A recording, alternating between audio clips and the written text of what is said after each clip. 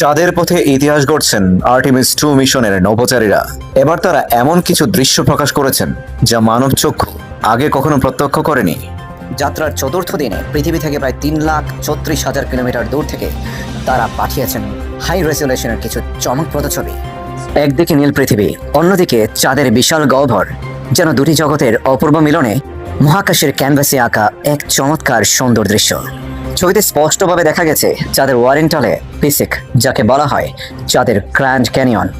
নভোচারী Christina Koch জানায়, এমন দৃশ্য সরাসরি দেখা ছিল জীবনের অন্যতম সেরা অভিজ্ঞতা, যা তার সারা জীবন মনে থাকবে। এই মিশনের পরবর্তী ধাপে তারা প্রবেশ করবে লুনার প্রভাব বলে, যেখানে চাঁদের মহাকর্ষ বল আরও শক্তিশালী হয়ে উঠবে।